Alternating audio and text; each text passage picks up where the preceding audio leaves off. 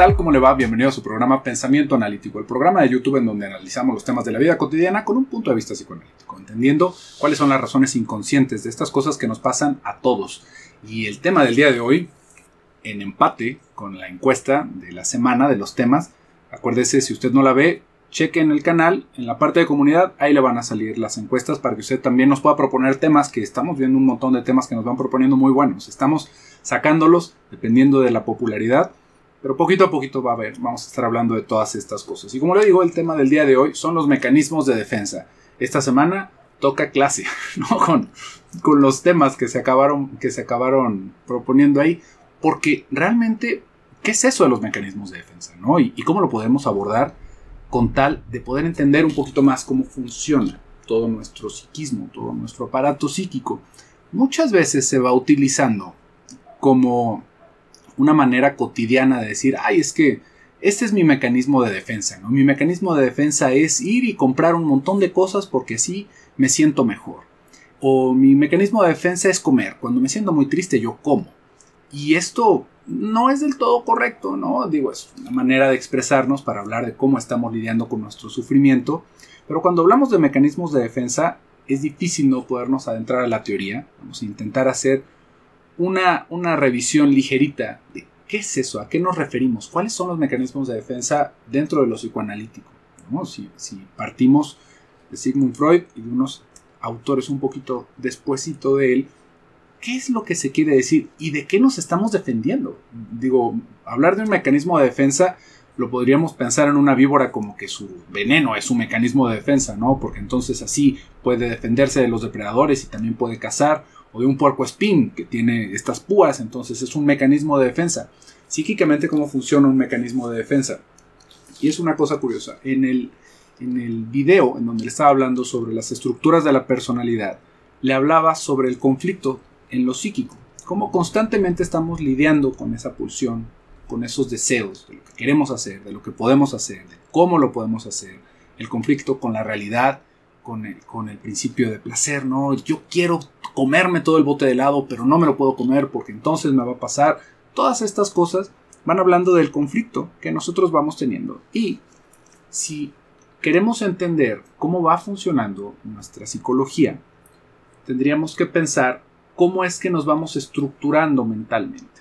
Vamos a hacer un pequeño recorrido desde cómo se va estructurando un niño, ¿no? Cuando nosotros llegamos a este mundo, no sabemos nada, no sabemos hablar, no sabemos comportarnos, no sabemos, ni proveernos de alimento ni limpiarnos a nosotros mismos. Somos unas criaturas realmente indefensas, inofensivas, y vamos a empezar a tener un contacto con la realidad. Vamos a empezar a tener un contacto con un otro, que es nuestra madre, nuestra cuidadora.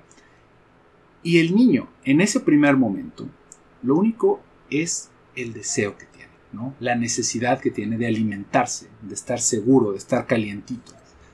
De que si le damos de comer el niño, come hasta que queda saciado totalmente, ¿no? Y a veces hasta más. Hay madres, por ejemplo, que se van quejando que es un hambre del niño, que ya se lo ponen en un seno, ya se lo ponen en el otro, ya están todas agrietadas y ya no saben qué hacer con esto, ¿no? Y esto es una razón de desesperación para muchas madres, primerizas principalmente.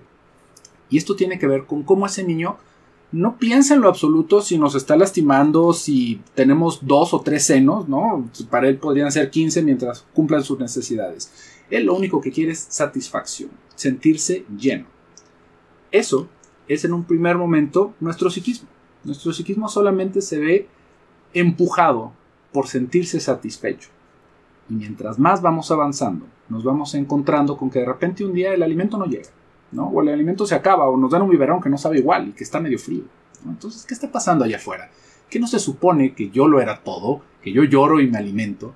Empezamos a darnos cuenta, cuando somos muy pequeñitos, de que hay un mundo afuera de nosotros, de que nosotros no lo somos todo, de que hay alguien que nos está cuidando.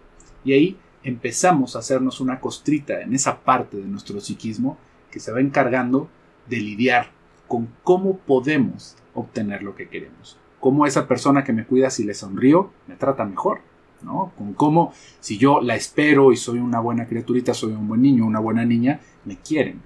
Y entonces ahí es en donde empezamos a hacer ese ir y venir y empezamos a lidiar con ese conflicto. Más adelante nos vamos a dar cuenta de que eso no lo es todo, sino de que aparte de esa persona hay una sociedad, hay algo que se espera de mí, hay una ética, hay valores, y también tengo que cumplir con esos, y ahí es en donde ya nos metimos en la cultura y empezamos a funcionar como seres humanos, como sujetos en una sociedad.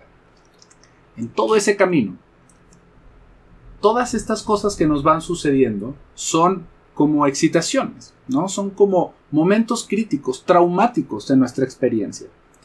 Esos momentos críticos es justamente en donde empiezan a funcionar estos mecanismos de defensa. Esos mecanismos de defensa tienen como función lidiar con todo esto que está a nuestro alrededor de tal manera que yo me mantenga en una cierta homeostasis. ¿Qué quiere decir eso, no? Que yo tenga un equilibrio, que no esté totalmente estresado, pero que tampoco esté en lo más bajo de la excitación, ¿no? En lo más bajo de cómo los estímulos me están afectando, sino de que yo pueda ir construyendo, de que yo pueda ir sobrellevando todos esos obstáculos. Y esos mecanismos de defensa tienen que ver principalmente con cómo nos fuimos estructurando. Por eso es que le estaba hablando de ese otro video de las estructuras de personalidad. Todos vamos a tener, un abanico de posibilidades de cómo vamos a lidiar con esa realidad y de cómo vamos a lidiar no nada más con lo de afuera, sino también con lo de adentro. Por ejemplo, con el odio que sentimos, con nuestro impulso destructivo, con nuestra envidia, con nuestra violencia, con todo lo que se le vaya ocurriendo. Nuestro aparato psíquico va a ir lidiando con esto dependiendo de cómo nos hayamos estructurado. Y cómo nos hayamos estructurado acaba siendo definido por nuestra crianza, por cómo fue ese contacto, por qué tan amable o qué tan restrictivo o qué tan sueltos nos dejaron, o cómo me veía mi madre, si mi madre me veía, que esa es otra cosa que se tiene que analizar con todo esto. Y ahí, digamos que esos mecanismos van cobrando una función. Primero que nada, ¿no? Y como ya se ha hecho un tema recurrente acá en el canal, estaría la represión, ¿no? La represión, si lo vemos desde la parte técnica, vamos a hablar sobre represión primaria, represión secundaria, pero ahorita vamos hablando un poquito sobre cómo funciona como un mecanismo de defensa. Y esto lo podemos ver en todos nosotros, en todos momentos, casi, ¿no? Cómo hay ciertas cosas que nosotros olvidamos. Y olvidamos no porque hayamos olvidado realmente, sino porque acaban siendo reprimidas. Momentos traumáticos, tal vez en algún momento alguna pelea, alguna desilusión, momentos que nos hayan marcado, acaban olvidándose, se acaban yendo hacia una parte inconsciente en nuestro psiquismo. Siguen estando ahí, siguen teniendo una función, siguen habiendo generado una experiencia, pero no se tienen presentes en lo consciente. Eso es un mecanismo de defensa. Y esto es un mecanismo totalmente inconsciente. Esto no es algo que uno haga, ¿no? Uno no puede decir, voy a reprimir. No pasa así. En sí, por lo general nos llega de las maneras como menos satisfactorias para nosotros, porque queremos acordarnos de algo, nos están platicando de algún momento y nosotros nos quedamos con la cara torcida, no, ya no me acuerdo de eso. Y no nada más porque lo hayamos olvidado, porque ahí tendríamos que ver cómo va funcionando también la memoria y hasta dónde es un olvido y hasta dónde es una cuestión de represión. No sé si le ha pasado que de repente usted quiere hablar de algo con una persona y se le olvida, ¿no? Es así como, ay, es que nos la pasamos tan bien que ya no le dije nada, ¿no? Ya no le dije nada de lo que me tenía preocupado. Eso es represión. Ahí podemos ver cómo hay un esfuerzo de nuestro aparato psíquico, de un montón de procesos de los cuales nosotros no estamos conscientes, pero sabemos que existen por sus manifestaciones, que eso desagradable se acabó reprimiendo para que nosotros nos mantuviéramos en esa homeostasis que le estaba diciendo, para que nosotros nos mantuviéramos tranquilos, relajados y que pudiéramos seguir actuando en el mundo. Esto es un funcionamiento totalmente normal, no es algo que nos tenga que preocupar, ¿no? Pero también pueden tener manifestaciones patológicas, ¿no? Y vamos a poder hablar de un montón de mecanismos de defensa, pero principalmente la represión, ¿no? ¿Qué es eso? Y que podríamos medio argumentar que hay un montón de mecanismos de defensa más que, pues básicamente son una manera diferente de funcionar de la represión, ¿no? Podríamos hablar, por ejemplo, de la negación, podríamos hablar de un desplazamiento, de proyecciones. Eso de las proyecciones es interesante, pero vamos pensando un poquito con esto de la negación. Fíjese cómo esta es otra manera que vamos teniendo de lidiar con eso. Como, no sé si a usted le ha pasado que empieza su discurso, no me vayas a pensar que te estoy ofendiendo, pero, y uno dice, ¿pero qué? ¿No? Ya lo dijiste, ya dijiste, o sea, como que la intención era una Y piensas que diciendo que no, entonces ya se anuló. Y culturalmente nos vamos acostumbrando a que esto es algo educado, si se fija, ¿no? Así como, no me quiso ofender, pero de todas maneras lo que me dijo, me siento ofendido, pero no lo dijo con la intención de ofenderme, entonces ¿me ofendo o no me ofendo? Esa es la negación, cuando solamente las cosas pueden aflorar en nuestra conciencia con un no de por medio, ¿no? No es que odie a mi hermano, pero hay momentos en los que ahí lo que tuvo que salir y la manera de lidiar de nuestro aparato psíquico fue decir, odio a mi hermano, pero eso es una cosa que no debería de decir. Entonces, la manera en la que yo lo digo es, no odio a mi hermano, pero ya lo dije, ¿no? No odio a mi hermano, pero, o no odio a mis padres, pero no odio a fulanito, pero ya lo dije, ¿no? Como dicen por ahí, explicación no pedida, culpa asumida, ¿no? Esto, otra vez, no tiene nada de malo, no es nada patológico, es la manera en la que nosotros vamos lidiando con esos impulsos, con cosas que nos resultan embarazosas, ¿no? Oye, no es que no me quiera comer tu comida, pero la verdad es que vengo muy lleno. Es mucho más sencillo decirlo de esa manera que decir, no me gustó tu comida, ¿no? Pero esto de no me gustó tu comida, yo siento que es algo indebido de decir, ¿no? No se lo puedo expresar, se va a ofender a esa persona. Y ni siquiera en la parte inconsciente, porque no es una cuestión nada más del diálogo, en la parte inconsciente es, ni siquiera me estoy permitiendo decir, esta comida está espantosa, ¿no? Y no me la voy a comer, sino que es, estoy muy lleno, ¿no? Y así ya no tengo que lidiar con todo esto que viene detrás. Otra vez, como le digo, es un funcionamiento totalmente normal. Cuando hablamos de la proyección, ¿no? Porque aparte es una lista enorme de mecanismos de defensa. Vamos a hablar solamente de algunos que son como muy interesantes y que también vamos a ver cómo, dependiendo si estamos más bien estructurados en lo psicótico o en lo neurótico, vamos teniendo diferentes mecanismos de defensa, porque esto también tiene que ver con cómo vamos lidiando con la ansiedad. Entonces, si hablamos de la proyección, ¿qué es eso de la proyección? Esto es algo que constantemente se dice, te estás proyectando en mí. Y a veces está bien dicho, a veces no está bien dicho, pero hay que entender que todas estas cosas que estamos hablando el día de hoy son inconscientes. Esto es el funcionamiento como de background, ¿no? Como lo que tenemos detrás de nosotros y no lo hacemos a propósito.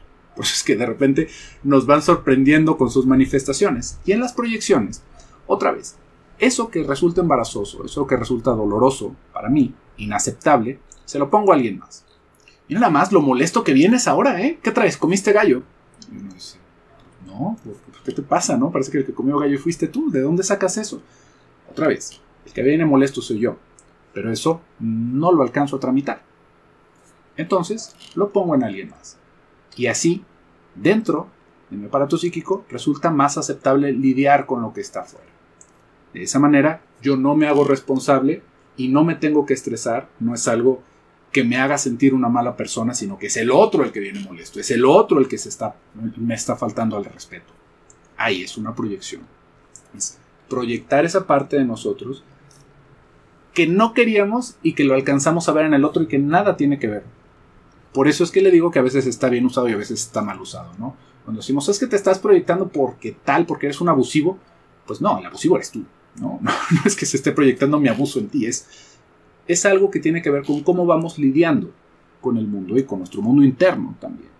Por ejemplo, si estuviéramos hablando de otro tipo de cosas que ya se pueden volver un poquito más patológicas, podríamos hablar de la escisión. Esto es otro mecanismo de defensa, ¿no? ¿Qué es eso de la escisión? Y que también es una palabreja que de repente suelto y que no se entiende muy bien. Y lo alcanzo a entender y no me alcanzo a frenar. Discúlpenme. Escisión tiene que ver con recortar ciertos pedacitos de la realidad y que quedan fuera de nuestro entendimiento consciente, ¿no? ¿Cómo sería esto, ¿no? Para irlo ilustrando. Seguramente usted se sabe mortal, ¿no? Sabe que todos nos vamos a morir. En algún momento nuestra existencia va a cesar y en algún momento nos van a olvidar y no va a quedar ningún registro de nuestra estadía en este planeta, porque este planeta tiene millones de años y nosotros somos una manchita de polvo en la cuestión cósmica. Qué cosa tan espantosa de pensar, ¿se fija?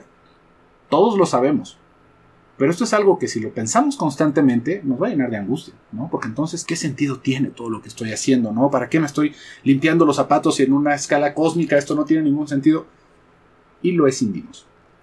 Esto es algo que sabemos, que queda fuera de la realidad, que nosotros estamos fotografiando, imagínense como si estuviéramos tomando un cuadro, y eso queda acá afuera, eso ya no lo vemos, y entonces podemos seguir lidiando con nuestras ansiedades mundanas y babosas de cómo es posible que ahora el camión no pasó. y no nos estamos preocupando de la cuestión que nada de lo que pareciera que nosotros vamos a hacer va a importar en un futuro, ¿no? Esto lo podríamos entender como esa decisión. Esa parte de la decisión, si lo pensáramos más bien en una cuestión psicótica, ¿no? Dentro de una estructuración psicótica, tendría que ver no con ese ligero recorte, sino con una renegación de la realidad. La renegación lo podríamos pensar como un actuar psicótico de la decisión. Renegación ya tendría que ver con desplazar completamente una parte de la realidad, ¿no? Por ejemplo, yo no soy un ser humano, yo soy un alienígena, por ejemplo, ¿no? Por decir algo. Esa parte de la realidad queda totalmente cortada de un vínculo, ¿no? Queda totalmente renegada, y entonces, fíjese cómo no tiene que ver con que yo me crea un alienígena, sino con el dolor, por ejemplo, de ser humano. Y entonces, como yo no soy un humano, si yo soy un alienígena, yo ya no me tengo que preocupar de eso. Esto de una manera muy burda, les digo, porque realmente son cuestiones muy profundas, pero ahí vamos a poder entender cómo es que va funcionando y cómo es que vamos lidiando con ciertas ansiedades. Si se fija, ya el dolor de sentirme humano, de pensar que tengo deseos, de pensar que tengo todo lo demás, es una cuestión difícil, pero dependiendo de cómo vayamos quedando estructurados, es que se requieren de mecanismos de defensa un poquito más brutales con la realidad, ¿no? Cómo se van haciendo estos recortes, cómo se niega totalmente lo que está sucediendo. Por ejemplo, yo soy inmortal, esa es otra cosa, ¿no? Yo soy eterno. Otra vez, un mecanismo de defensa, ¿no? Porque estamos renegando una parte de la realidad, porque estamos plasmados en la omnipotencia, en una postura narcisista, pero que nos está ayudando a subsistir con un dolor. Imagínense el tamaño del dolor para que tengamos que hacer ese tipo de recortes. Entonces, es alcanzar a ver cómo esto de los mecanismos de defensa, primero que nada, no es algo que hagamos consciente, ¿no? Esto es algo que tiene que ver solamente con el funcionamiento, que está medio ocioso pensar, ¿no? Si son 15 o si son 400, porque esto tiene que ver otra vez con podernos acercar dentro de lo clínico a cómo está experimentando la persona un sufrimiento y cómo se puede intentar reestructurar ciertas partes de su historia o entenderlas meramente, ¿no? Para poderlas interpretar y para poderles dar un orden distinto que le permitan a la persona no hacer uso de esas cosas, de esos mecanismos de defensa que posiblemente son más primitivos, sino poder hacer un funcionamiento que no le resulte tan doloroso a la persona. Esa es la idea de los mecanismos de defensa. No tanto como lo que escuchamos muy comúnmente, ¿no? Mi mecanismo de defensa, o como le decía, es comer helado. No, usted es un goloso, es lo que pasa. Y está bien, porque también hay que entender que hay muchas cosas que nosotros vamos haciendo dentro de lo consciente que no tiene que ver tanto con un mecanismo de defensa, pero que sí lo estamos haciendo para poder sobrellevar nuestro día. Por ejemplo, mi mecanismo de defensa no podría ser ver la televisión, ¿no? Tal vez si lo lleváramos a otro sentido, tendría que ver con una fuga, con desconectarme de la realidad, con ya no querer saber de nadie, pero eso ya tendría que ver con un aspecto inconsciente. Si yo veo la televisión, pues no es que me esté defendiendo de nada, simplemente me estoy queriendo distraer un poquito y le paramos de contar con lo patológico, ¿no? Y otra vez, esto tiene que ver con poder entender cómo va funcionando nuestro psiquismo, cómo creo que hay algo aquí muy importante alrededor de estos mecanismos de defensa, y es poder pensar que hay un montón de nosotros, un montón de aspectos de nuestra personalidad que son inconscientes. Por ahí decía Sigmund Freud que el hombre había tenido varios embates fuertes con la realidad. El primero era saber que no somos el centro del universo, ¿no? Que si usted recuerda de sus lecciones de historia, en un principio se pensaba que el mundo era el centro del universo y que no había ningún otro planeta y que nosotros éramos simplemente una creación divina y estábamos ahí en el centro y todo esto era para nosotros. Y en el momento en el que se empiezan a descubrir que hay otros sistemas solares, que hay otras galaxias y que hay un universo fuera de nosotros, pues nos quitamos del centro del universo y nosotros quedamos reducidos en ese lugar protagónico que habíamos querido tener, ¿no? Y otro de esos momentos cruciales tiene que ver con alcanzar a entender que nuestra voluntad no es algo que esté totalmente dentro de nuestro control, que eso es lo que alcanzamos a entender con esto del inconsciente, que hay un montón de procesos que fueron determinados en un momento previo, que nosotros no tuvimos elección y que nos van llevando por ciertos caminos que muchas veces nos resultan bastante dolorosos, pero para eso tenemos el análisis, para poder entender cómo es que vamos funcionando y poder al menos recuperar un poquito de todo eso que se va perdiendo en el camino. Pero bueno, pues por hoy acá vamos a dejar el video, espero que lo haya disfrutado, muchísimas gracias por el favor de su atención, si le gustó denle un like, suscríbase, compártalo, yo me despido por el día de hoy, soy José Luis Amarripa, hasta pronto.